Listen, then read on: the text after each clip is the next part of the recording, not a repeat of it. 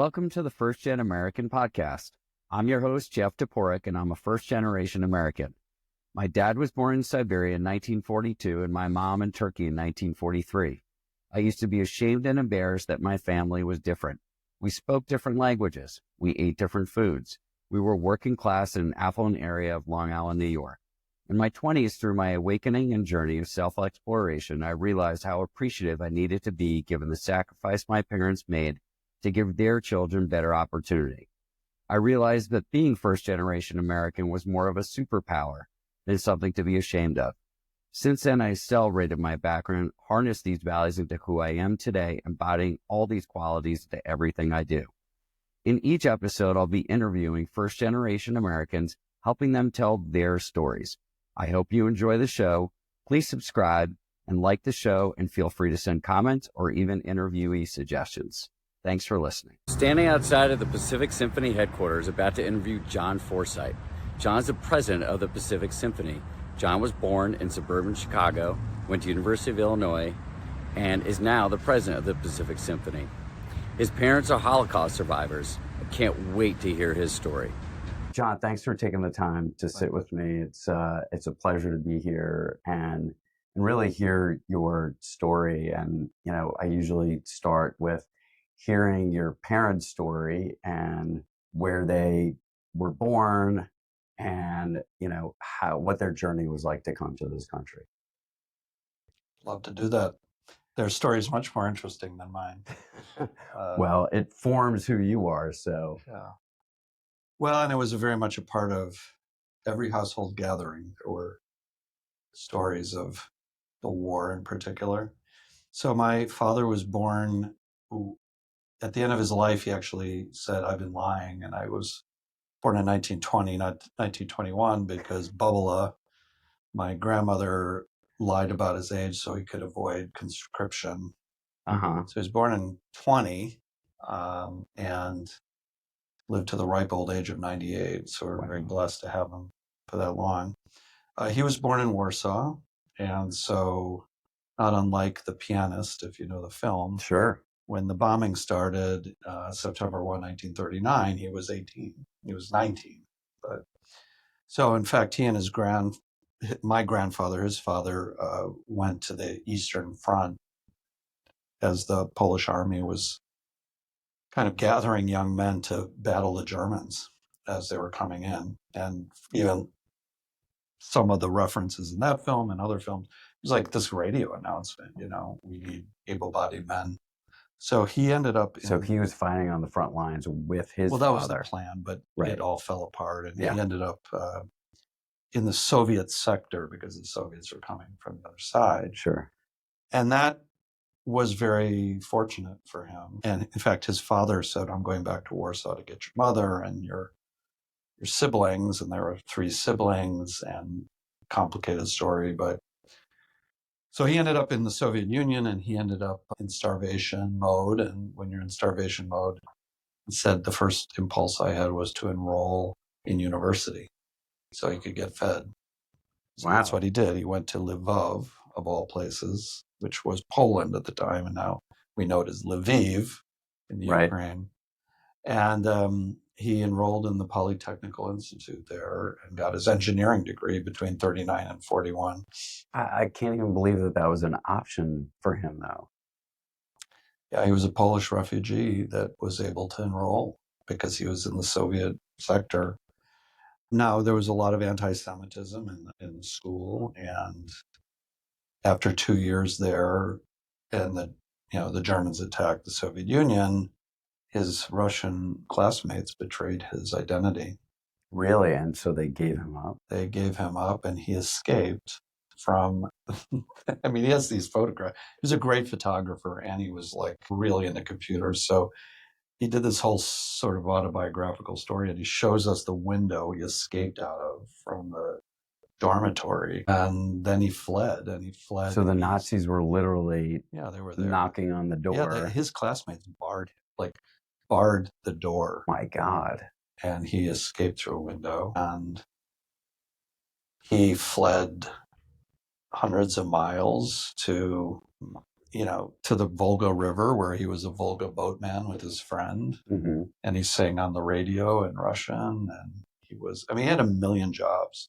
But amazingly, he got this engineering education. So he also, ultimately worked on a hydroelectric plant in the Soviet Union, things like you see in Dr. Zhivago, like the big hydroelectric plant. So after the war, he escapes. He still is in the It's Soviet during the Union. war. So Right.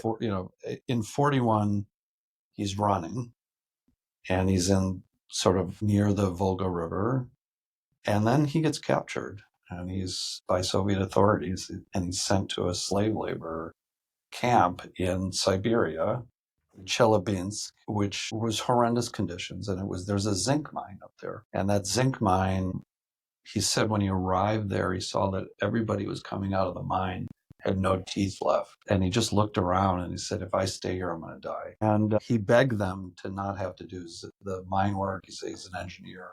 So he worked on construction of the expansion of the factory and these retaining walls and things like that.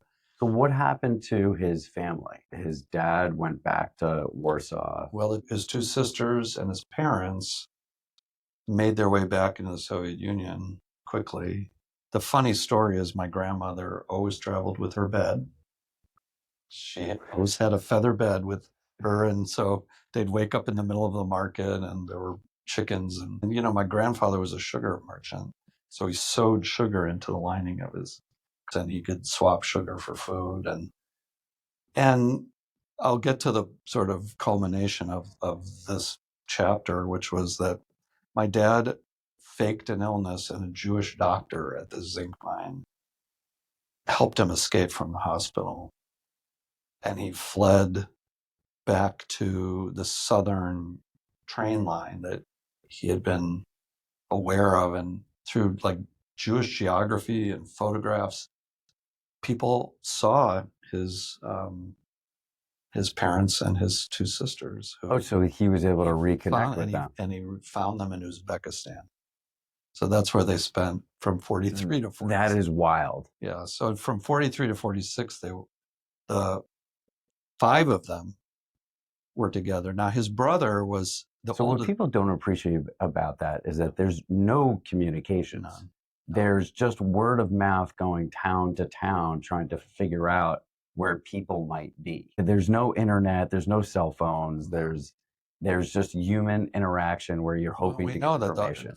There were so many families that lost each other. Yeah. So the fact that they were fortunate enough to find each other really created a special feeling for all of them about those years. What year was that? So that was 43 to 46 post-war. So he's now 26 or 25?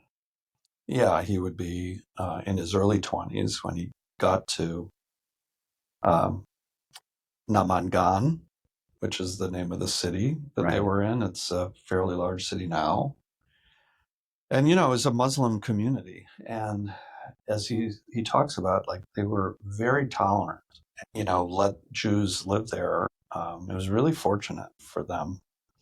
Sounds like a lot of luck and, timing. Timing and tenacity and, just figuring it out. Crazy experiences. The other sibling, my uncle, his brother, who's the eldest, and his wife, who was a really fine violinist. And that's another story in the puzzle of my life. Unfortunately, they think were liquidated, part of the liquidation of the Lodz ghetto. So they didn't survive the war. And he had immense family. So on both his parents' side, there were many, many siblings and many cousins, and only very small segments of those families survived the war. What amazes me is that they, most people ended up going west. Very few went toward the Soviet Union. And, because my father was also in Ukraine and Poland, and they just kept going west. Yeah. And this is even after the war, but it wasn't safe, ironically, to go west. I mean, you could have been in any Western European country and you would have been occupied by the absolutely. Nazis. So I think the irony is that the Soviet Union is horrible and unsafe as it was, It was safer. Especially where they ended up. I mean, Right. Uzbekistan was really, and there were a fair number of Polish refugees in Uzbekistan that were Yeah. then repatriated in 46. And that's an amazing story, is like the train trip back. And, my dad's sisters, my aunts, would say, your father would always make sure we were comfortable. We were the only freight car that had lighting, because he's built an electric. We were the only one that had a toilet. He cut a hole and then put a toilet and a curtain. And then they told the story, there was a point where they stopped and they run into the field, they go to the bathroom, they grab a potato, because there's no food. Yeah, there's no food. And the train leaves and he's left behind. So he catches another train, a coal train. And when they see him, he's completely, he catches up with them and he's completely silent. So he was separated quite a few times. Right. Then they get back to Warsaw, and of course, Warsaw is completely destroyed. There's no Jewish population left.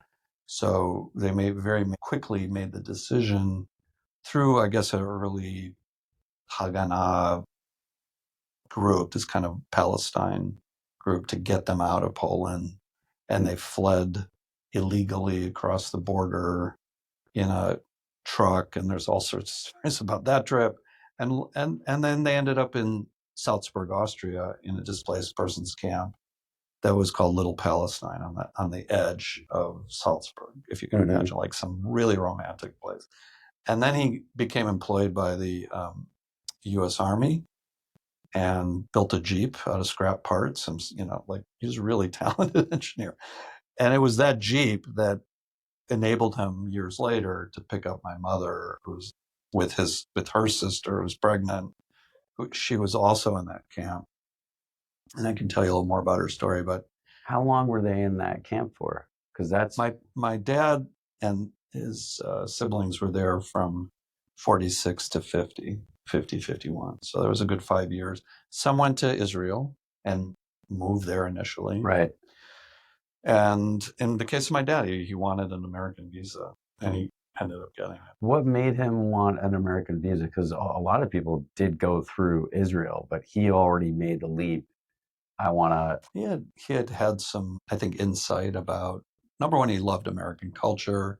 In Poland, he was exposed to Hollywood, and he learned bits and pieces of English from watching American cowboy movies and Charlie Chaplin and Laurel and Hardy. They were like, even late in life, we would watch these things together, and he was just on the floor laughing. And he had a great sense of humor. So I think he just was attracted to American culture. He thought there were jobs. And, I don't know that he was thinking we're safe for Jews or not, but he just. But if you're going to Israel in 1950, excuse me, bless you, you're part of building another country. I mean, it's only 2 years old. So it's not like that's an easy. Well, this was 46. Right. So there was no country. There wasn't, Palestine was not destined to be Israel in 46. It took Truman and United Nations, all of that. So he did have relatives who moved to Israel, and they're still there. And we have 3 generations of relatives in Israel that are part of the famous cousins, Henyek, Benyek, and Menyek. They were 3 survivors of the war. All Polish, Polish names have active. It sounds like the Polish version of the Three Stooges. Yeah, and they were amazing. 2 of them ended up in the UK and were very successful businessmen, and one ended up in being a colonel in the in the Israeli army and during the War of Independence. So that story culminates there in Salzburg. And so it sounds like he met your mom in Austria. So let's hear your mom's story. So she was born in Budapest and came from a wealthy family. Like my dad, both their parents were well off. So he was he made buttons, which was apparently quite a commodity to make the plastic and all that. And it's very successful. He gave money to build a synagogue in Budapest, and she lived a really upper aristocratic life with a beautiful summer home on Lake Balaton, which is gorgeous. And they stayed in Budapest. Of course, the Germans didn't attack Hungary until 44. So Jews had a relatively normal life, 44, and then it was horrible. And she was saved. There were a number of things that happened, but she was saved by a Raoul Wallenborg type person who was not Swedish, but Swiss. Okay. I can't remember his name, but it was a Swiss diplomat who created something called the Glass House. And you can look it up on Wikipedia. It was like literally a glass factory where Jews were in Swiss protected housing. So she was there for a while. She was hidden in Christian orphanages. Her mother was kept, sort of put into a forced death march and died. And she didn't hear about it until a bit later. Did she have siblings, or? She had 2 sisters who survived, and her dad survived. Wow. Her dad went to Israel and lived his life out in Tel Aviv. And her sisters, one moved to Vienna, married a Viennese jewelry, very successful. And her other sister moved ultimately to Dallas, Texas, Texas branch of the Hungarians. I have Hungarians in Australia, and the Viennese branch are no longer, but they're all in the U.S. at this point. So she survived. She stayed in Budapest and finished high school. Never matriculated like she had wanted to, because her dad was ready to leave and move to Israel. And she got on the train and ultimately said, "I want to stay in Austria. I don't want to go with you to Israel." Really? So how old was she at that point? She was born in 32, so she was only 17. Wow, that's a pretty young age to just say, I want to separate from my father and go to a completely different country where I'm guessing she didn't know very many people. She had her sister. Oh, her sister was in Vienna. Okay. Well, her sister was with her in the Salzburg DB. Oh, got it. Okay. Yeah, before they made their money, everything was. There's an incredible film, something like Long Journey Home, which a lot of people don't really know this history of displaced persons after World War II. And I think if people knew more about the impact of war and how it doesn't end when it ends, it ends a decade after it. No, that's very much a common theme is the decade after of where you go and what your journey is and where you end up. I mean, that's the part of the transition. And, that's why I'm always curious, what was the journey to get here? Because it's always all over the board. So if they in turn met, in Salzburg and got married in the Mirabel Palace, which was where civil services were held, and it was a very romantic time. They survived. They were young love, but my dad got his visa a year before my mom did. So they married very quickly. She was a lot younger, 11 years younger than he was, and he moved to Chicago and he landed in New York, but he just had a distant cousin who became a very close family friend who said, "You really should come to Chicago. It's much better economically." It's, of course, there's a big Polish community in Chicago. Yeah. I don't know if that was as much an inspiration because the Poles were really bad to my family, and the anti-Semitism in Poland was horrible. Right. Like he said, it was almost worse than anywhere else he had been. Well, that's what drove. So my dad ended up in Poland, and in the 50s, that's what drove them out. Yeah. They had to leave everything behind. Which, when you talk about the decades after war, this is 1955, where they were basically told, you're leaving everything here, and he was on the train and. They took half of his stamp collection and, they just took everything. Yeah. Well, anti-Semitism, sadly, in Europe definitely did not end with the Holocaust. No. It continued. And there were terrible pogroms. So it wasn't safe for Jews to be in Poland. He ultimately, we convinced him to go back in 2001, right on his what we thought was his 80th birthday. And we went to see, the one building that was standing on an entire block that had been completely flat. Even in 2000, it hadn't been rebuilt, was this one building that his father owned. And we also found out that one of his neighbors was the great violinist Henrik Schering, who is one of the 20th century's greatest violin soloists. Wow. And he came to play with the Chicago Symphony in the 80s, and my aunts and my dad went backstage and saw the Schering family, and they were in that apartment building that my grandfather owned. So there's a lot of this, themes that you hear, the assets that were taken. Yeah. Obviously, the liquidations of millions of was just, it's kind of mind-blowing when you think about the magnitude of it is just incredible. It's hard for people to really understand. And when you hear story by story of what people have gone through, I actually just interviewed someone who's 39 that left Ukraine when he was 4. And, and everything that we're seeing and living through now, what I think people don't understand is that it's the decades after of the rebuilding. Like my dad literally has 2 monitors on where he's watching the war in Ukraine, where he was, and he was also in the IDF. And so he's just sitting there watching 2 wars of places where, he grew up.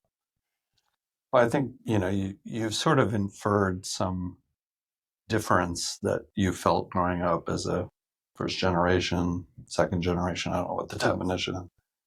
I think it was interesting. Ultimately, my parents settled in Chicago. I was born my first home was Skokie, but we left very quickly.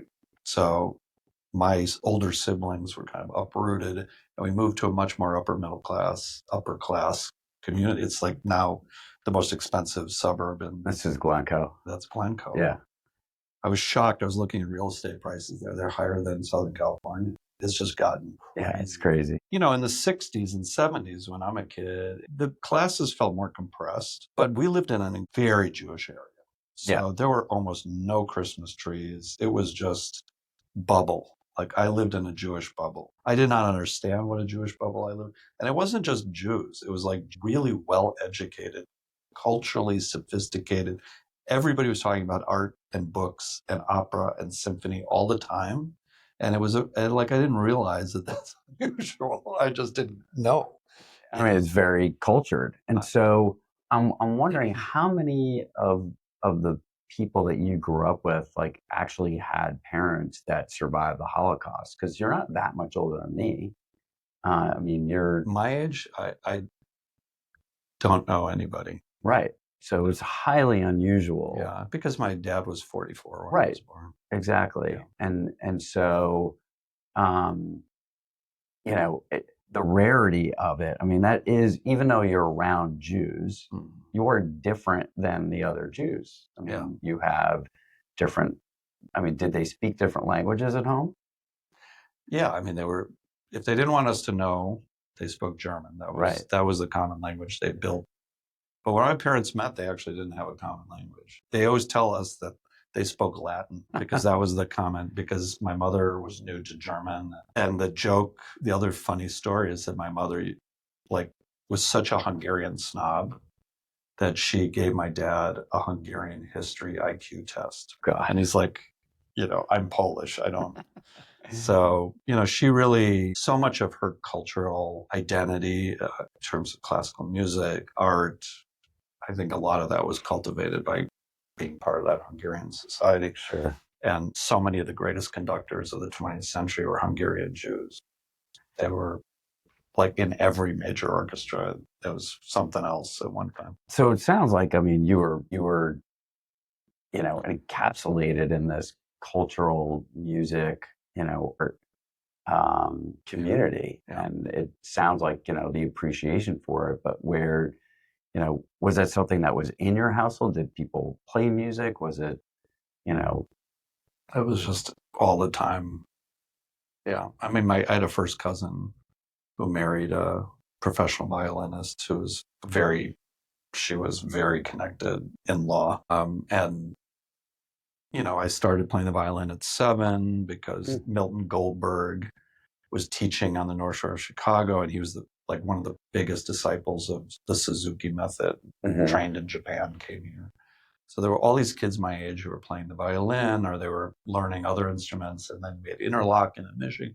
I mean, the scene was like the orchestral and band scene was just incredible. And many of the kids in my high school ended up becoming artists or nonprofit leaders I mean, I went back for my reunion of my 8th grade class, which was way more interesting. And they were all, these Glencoe kids were just doing fantastic things. And I don't know, I feel so lucky that we landed there. It was very, very hard on my brother and sister because Skokie was a much better fit for them. It was much more of a middle class community. They weren't used to the wealth. And there was just, maybe it was this, because they grew up more in the 60s, the social upheaval, it was hard for them to go through the north suburbs of Chicago. What did your parents do that they were able to transition from Skokie to Glencoe? That's a funny story. My dad interviewed for a job on the day I was born, and the owners of the company called Felpro, it's a very large Jewish-owned company that made, if you ever listen to Car Talk, I don't know if you ever listen to Car Talk on National Public Radio, these two great auto mechanics who went to MIT, but they're auto mechanics. They always say, Car Talk is sponsored by Felpro, maker of fine sealants. Well, they made sealing products and gaskets, and my dad was the chief engineer. Oh. But that job he got the day I was born. And the guy's like, why aren't you at the hospital? He's like, he didn't miss his job. Feed my child. He didn't miss his job interview. Anyway, so he had a long 3-decade career. And at the same company. Yeah, as an engineer, and became the chief engineer, and grew over time. And it was a very generous company that ultimately got sold to a public company, and they destroyed it, which is another not surprising. Another topic. But they were very philanthropic. They gave tons of money to public radio. Again, Jewish owned, and they were a company that air conditioned the factory before anybody else was air conditioning. Built a daycare center, which my brother was brought on as an architect to design the daycare center. Wow. And that became a big part of his career. So they just were very, they were taking there was an care of epitonic quality there. They paid your college tuition if you were in state. And the owners, who could have been lived like billionaires, lived much more like we did in that sort of upper middle class area. But for them, it was about taking care of their employees and just family. And being a Chicagoan. Yeah. And that whole, what does it mean to be a Chicagoan? What does it mean to love your city, be civically engaged? That was something that was installed in my brain when I lived there. I could just see the leadership. It was incredible. So I do think that, when you grow up on the West Coast or in LA, or some cities have it, but it's very different. Like this really tight-knit. Chicago, and I would say Detroit. I went to University of Michigan. Yeah. And I spent a lot of time. I mean, people in Detroit, like you just don't committed. Bet against St. Louis, people. Same thing. Yeah. Just Cleveland. They're very committed. Yeah. They're proud of their city, and they work hard to make it great. And I think the other blessing that I had living in Glencoe was being a half mile from Ravinia. And Ravinia was the summer home of the Chicago Symphony. I've actually seen the symphony there. It's incredible. And that incredible. Venue is amazing. Spectacular. Outdoor, beautiful sculpture garden. It wasn't just a concert venue. It was really an art park and an educational institute. Yeah. So I've been there probably 3 or 4 times, and it's just this community. The only other thing I could equate it to is in Boston, seeing the Boston Symphony. Tanglewood. Yeah, and people just take blankets, and the food extravaganza is insane. Like everyone outdoing each other. Right. It's this. I mean, we have our traditions in LA, and Orange County, and the Hollywood Bowl, of course, is an incredible venue.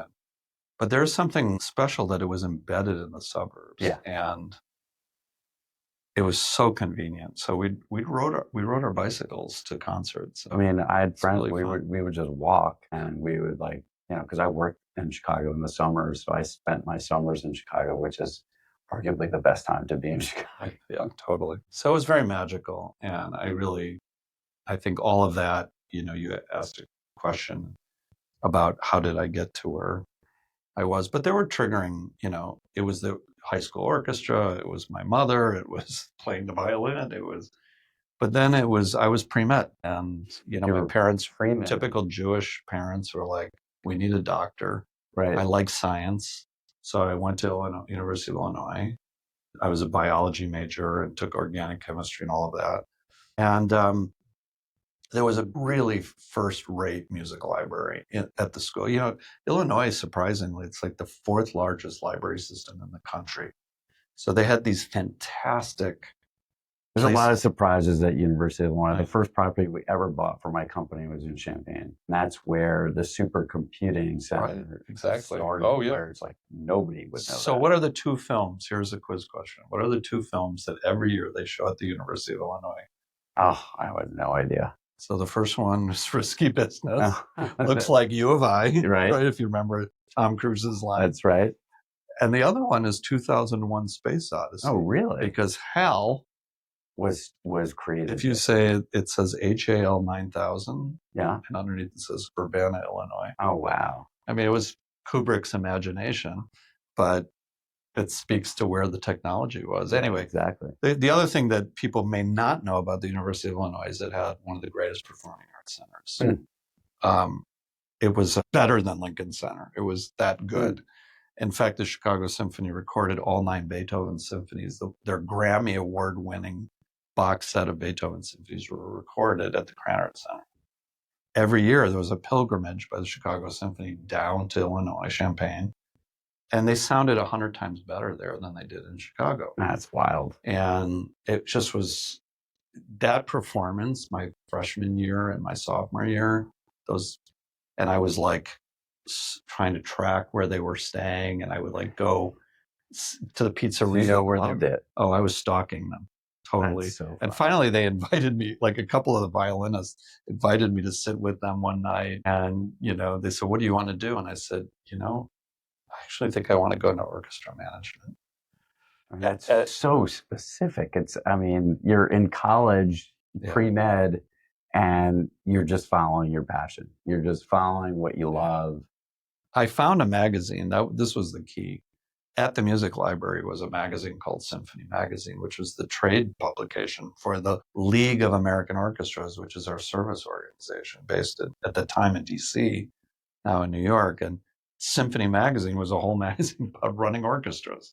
It was about how do you sell tickets? How do you program concerts? How do you build education programs? What does a board do? It was all of this stuff. And that journey began right there. And the dean of the School of Business at Illinois, I told him, I'm pre-med, but I want to go into orchestra management. In that meeting, he started crying. Really? And I said, are you upset with me? He says, no. He says, I've never had a student who wanted to go run a symphony orchestra. And so that's pretty specific. Yeah. And he said, I'll help you. He said, I'm a subscriber to the Chicago Symphony and the Lyric Opera. So this is my dream. Well, you said it to the right person who was going to help you figure out a way. He was a great, great dean. And he really, so I could take a lot of music classes and a lot of business classes and catch up, and did some summer work and started doing internships. And fast forward to graduation, again, the Jewish parent syndrome. My dad said, you'll never survive as an orchestra manager. There's no money. And he said, why don't you get some business training? So, and the other thing they said, which was a terrible thing to say to a kid who's very impressionable, is they said, you know nothing about business. We're all a bunch of sciences. Everybody in my family was a doctor. All my cousins. And the exception were my siblings. One of whom was a cinematographer, artist, and my brother's an architect. It's all very creative. All very creative.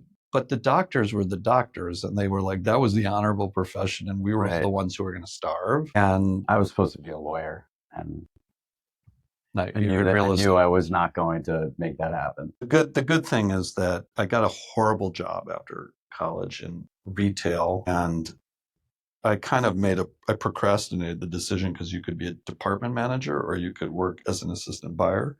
And I thought, oh, I like to boss people around, so I'll be a department manager. And somebody said to me, who was upper level, terrible decision. Yeah. Go be an assistant buyer. You don't even know if you like retail. So you decided to do that just because that was a job It was versus a job, and I was like trained. My dad saw it as a training. pathway to more Yeah. security because he was so scared about security. Yeah, that's a common theme of, getting a paycheck and a healthcare plan. But within 8 months, they assigned me, because I progressed, they assigned me to junior girls clothing. And it was total culture shock. Nobody respected me. I was treated horribly. And I just thought, okay, this is good sensitization.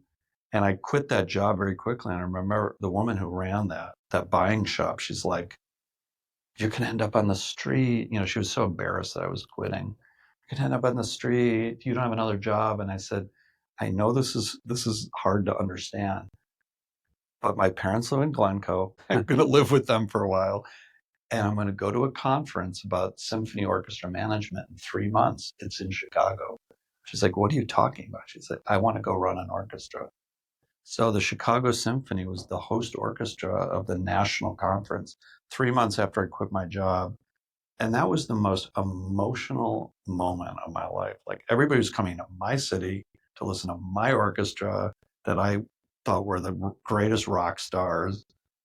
And what was incredible is Leonard Bernstein, no less, was conducting. It was the first time he had conducted the Chicago Symphony in over 3 decades. So it was like this unbelievably emotional confluence of he's like my Jewish hero.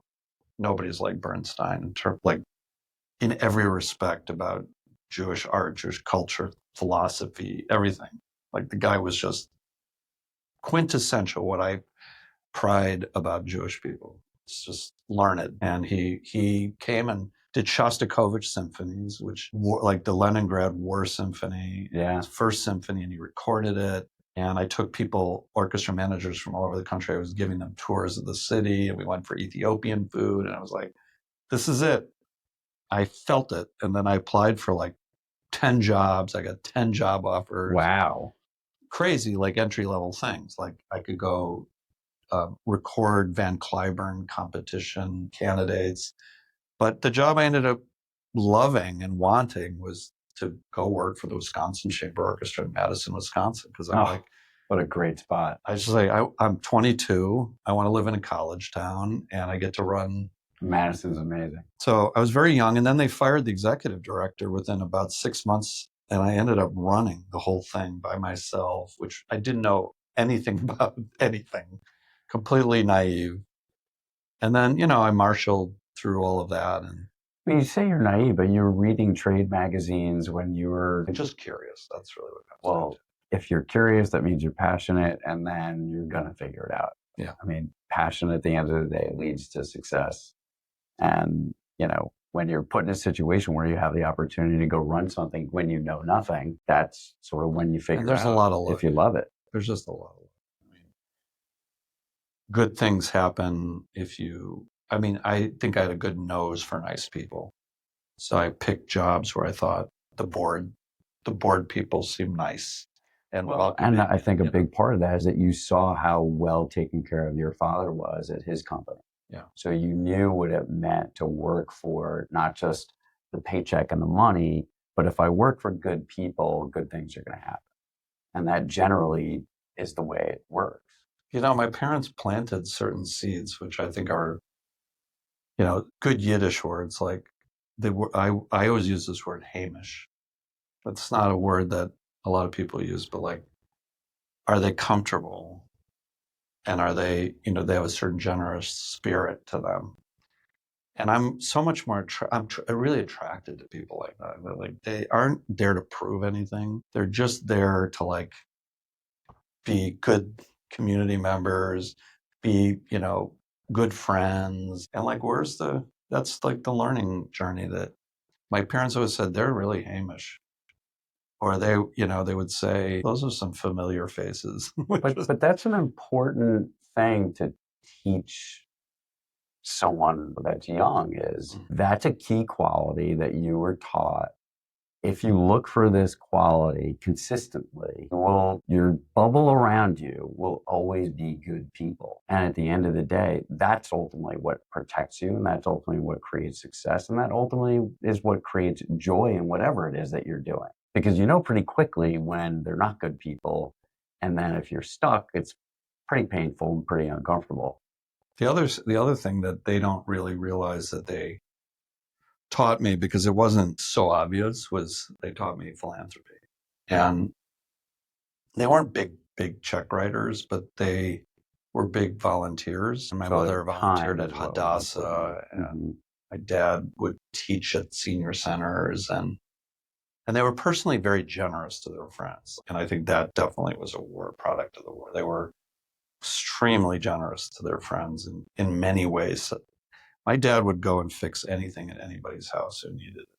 Right. I mean, it's like Alex's bike shop. People would bring their bicycles to our front and he would fix and tune them up. And well, I think that's part of like the community of people shared trades with each other. Like if you're good at something, like it's almost your obligation to help others do it. If you don't, you sort of get identified as, okay, he's not giving, he's only trying to take from the community. So they tend to get sort of marginalized pretty quickly.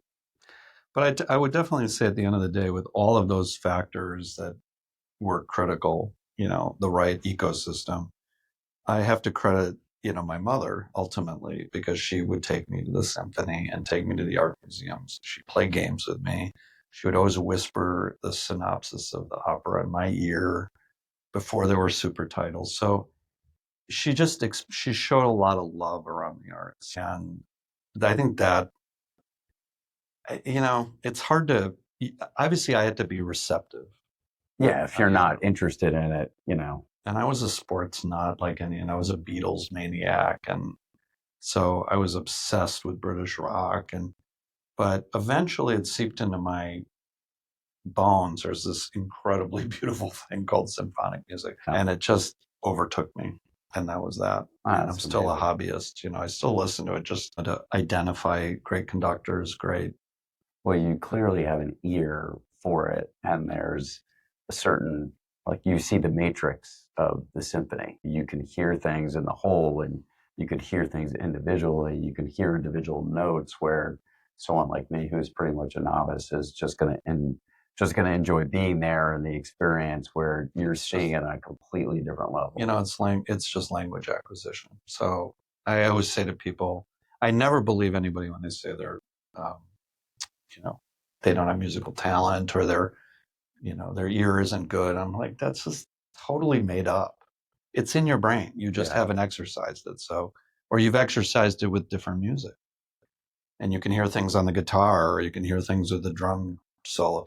It's, it's just learning. And eventually the orchestra's language becomes much more innate after you listen to it for a while. The thing is that this is an art form that's like a novel. So it has huge peaks and big valleys. Yeah, it's a story. It's a big story. And it has emotion, it has feeling, and so much of what has been written in music comes from the pain of war and, love. And it paints this beautiful picture that isn't necessarily visual, that you can, use your imagination of what people were feeling during those moments. Exactly. And it's a beautiful art form. It is. So tell me, were there any points of adversity where you felt different being first generation American with, different foods and languages and, accents in your household and growing up in Chicago? And it's funny, I didn't know my parents had an accent until I was 13. That's a consistent theme.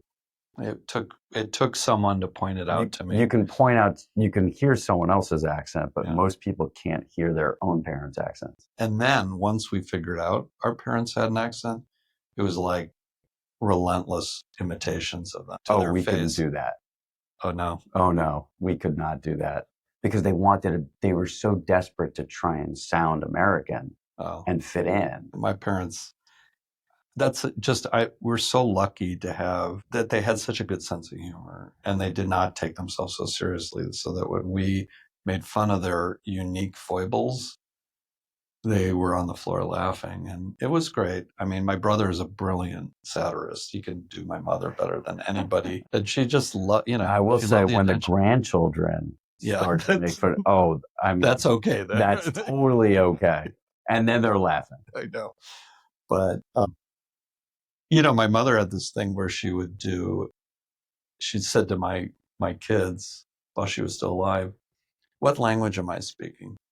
And she would do this and they say, "Is it French?" And she goes, "No, it's Hungarian." And she would do Hungarian in a French accent. That's cool. Stuff like that. I mean, I think to your question, I felt different, not just because of the European heritage. I felt different because of the intense scientific family I had. Everybody was either the engineer, and the older cousins were all in the sciences. So when we had a Seder, they argued about everything. I mean, it was really 3 hours of intense.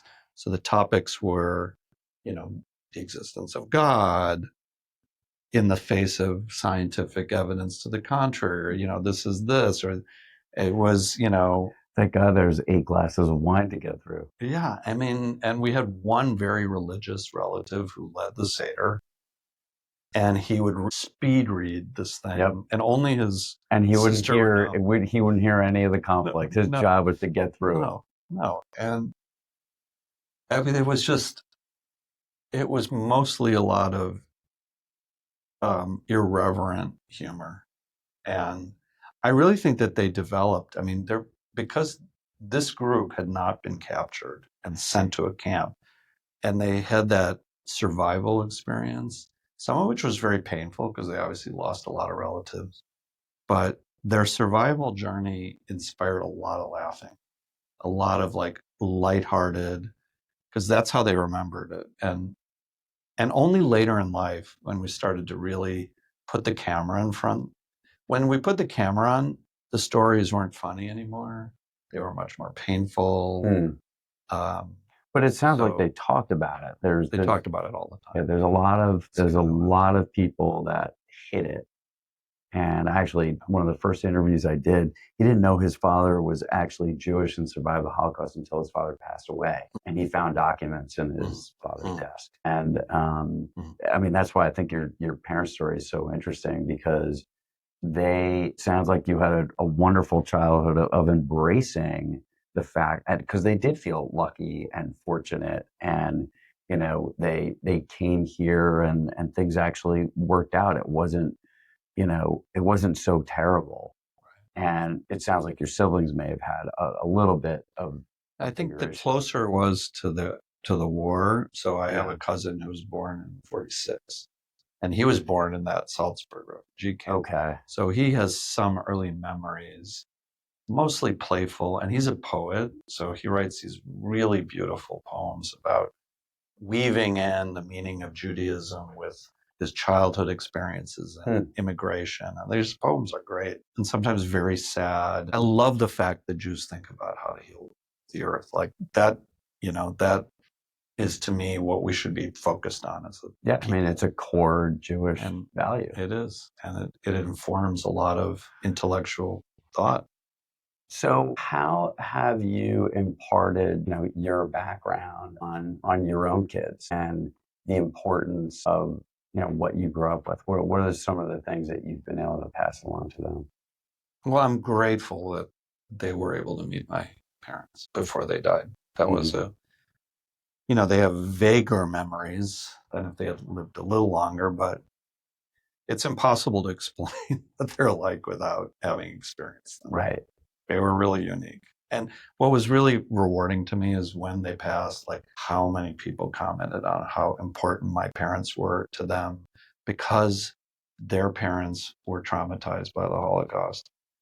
Your dad was like my dad. My cousins were all saying this. And so I think for my kids to sort of see the way as they got older and they were bat mitzvahed, and I think they started to embrace Judaism through the lens of my parents' journey. And they could see it in me, like how emotional I was. So I was very proud of them that they got bat mitzvah. Even though we're not that religious of a family, I think it just meant absolutely. Yeah, the religion is a separate thing. Culture and the values. And what they talked about during there, like what they wrote in their speeches, like I thought, okay, it's transmitting down, you know? So my daughter ended up doing this beautiful Anne Frank exhibit at our high school last year and had all these docents trained. And there's still like kids, you know, and my other daughter ran for class president and somebody carved a swastika in her friend's head. It was a pic.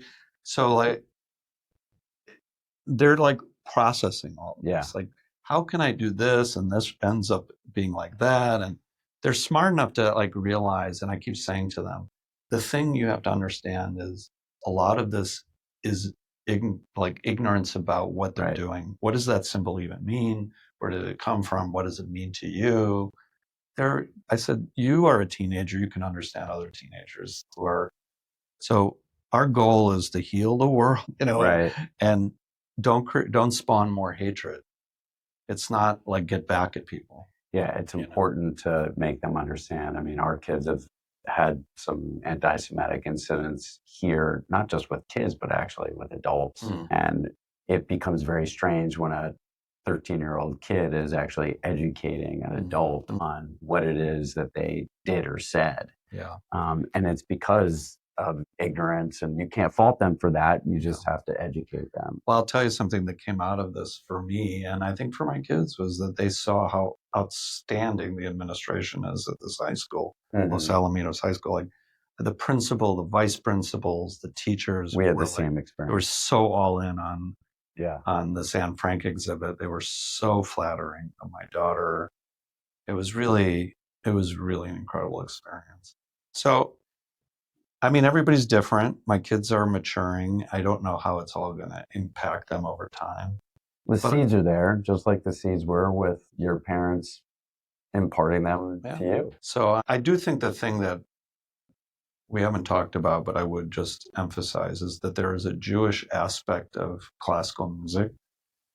And it is something I think a lot about, which has informed my choices. And I think there were artists that were very Jewish that inspired me, like Itzhak Perlman, because Perlman came to Ravinia as a kid. Zuckerman came to Ravinia and Schering and all of these great conductors. And so I was very proud of that. I was like, they're my baseball team, you know, they're so good. But my mother also taught me to appreciate, like, she tried to pull me out of just thinking that way. So, for example, she would take me to see the great sopranos, Leontine Price and Josie Norman, these great African-American superstars. One time my mother said to me, I'm going to take you to go see the Queen.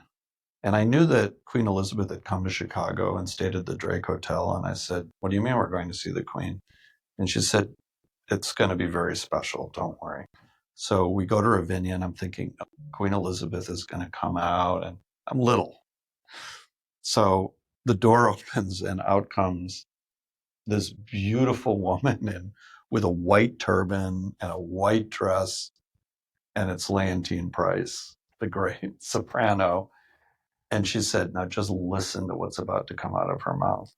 Wow. And the audience, I mean, it really is like a religious service. I mean, if you're into it, 10,000 people were there to hear Leontine Price sing.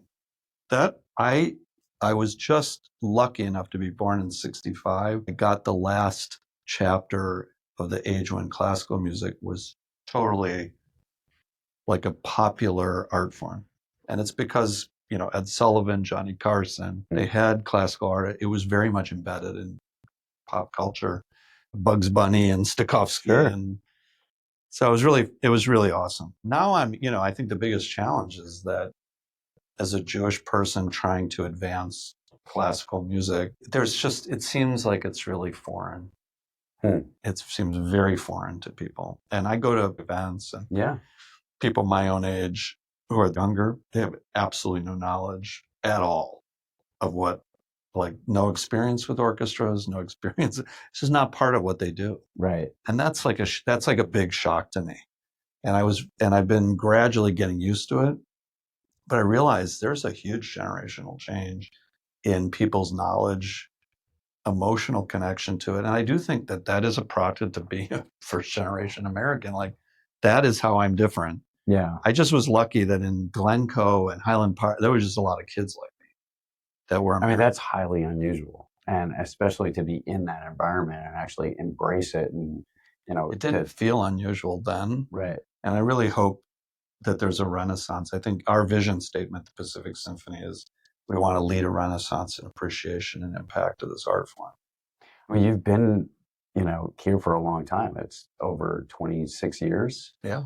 And, so you've seen so many different transitions. Do you know it's an amazing irony that really hit me Saturday night? Saturday night, we did a celebration of Nowruz, which is, celebrated by 25 countries, but it's a Persian Iranian tradition. So we have, sold out house, all Iranians, Jewish Iranians, Muslim, Zoroastrian, like the diversity of Iran, all celebrating their arrival of spring.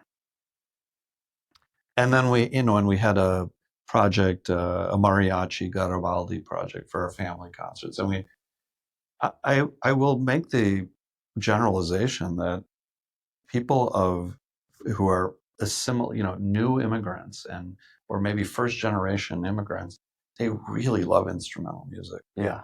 They really are attached to it. Now, maybe they don't know the orchestra, but the sound of an orchestra is generally very exciting to them. Right. And I think that's different with assimilated Americans who have gotten used to electrified, amplified. So maybe the paradox for me as a first generation is like, it's the people who are coming to our concerts and getting more and more excited are generally of immigrant descent, immediate descent. Yeah, I mean, that sort of makes sense because in their countries, like, electricity is not necessarily, so easily available, and acoustic instruments are much easier, form to play.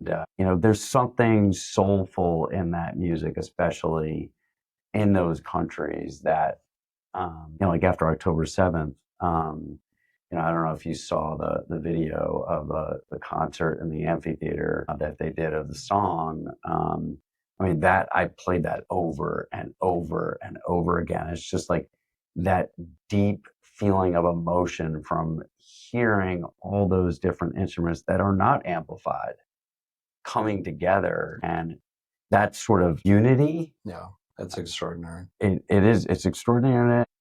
What helps people heal? The only thing I would disagree with in your comment was that I think the acoustic instruments it's not about not having electricity or they're not easy to play. I think it's just more it's a folk thing. Like, right. There's a great interview from the 1960s. I was just rewatching it with one of the great American composers, Morton Gould, very famous 60s, 70s, interviewing Leopold Stokowski, the conductor that was featured in Disney's Fantasia as a silhouette. Mm-hmm. Very famous conductor who was champion of all this new music. And Stokowski was talking about what is it that makes music national? And it's folk music. It's mm-hmm. the art. And I think folk music can be poetry, it can be instrument, but it's often acoustic music. It's right. Rarely, because it's old. And that's what we have in most symphonic music, is the influence of the country that it was written in, especially after 1820. Mm-hmm. Before 1820, classical music, as it was known, was very homogeneous. It was hard to detect the national origin of things written in Mozart's time. Right. Like you could hear, Arriaga, who was a contemporary, in the classical era, and you wouldn't know it was Spanish. Whereas the minute you get into the 1830s, 40s, 50s, you really start to hear this is French, this is Spanish, it's really interesting. And that's what the Persian traditions are of singing and instrumentation. And it's all that Silk Road music. It's, comes from China. So I think I'm hopeful that as our county is diverse and we can engage all these different communities, that we'll see. It sounds like if you can do that, then that's how you get the other generations interested. And I think so. They take their kids, because it is a cultural thing. I hope so. So we have a couple more minutes, and I typically try and do the same rapid fire questions in the end. Okay. And we can make it pretty quick. So a book that profoundly impacted your life that you think everyone should read. Well, there are a few. I love the book Galina, Galina, which is the autobiography of Galina Vishnayevskaya. And it's a woman who became the greatest opera singer of her generation in the Soviet Union, and what it was like to be that famous in a totally oppressive time during Stalin. Sounds like an amazing story. She's an incredible writer. So that would be certainly one. And I think Viktor Frankl, Man's Search for Meaning, is just peerless. What's your favorite dish from growing up from your parents' culture? Well, for my mother made this Hungarian casserole with sausage, hard-boiled eggs, and potatoes, all like in a casserole. It was so good. And kugel with yellow raisins. Yellow raisins. Yeah, that was like the special cinnamon. One tradition or experience from either one of your parents' heritage that you kept alive with your family. Seders. I love a good Seder, although I try to add humor. Well, it's coming up. Yeah. We're actually going to do it. We're going to be in Italy, and we're going to do a Seder in Italy. It should be fun. And then finally, one piece of advice that you got from your parents that stuck with you that you want to pass along.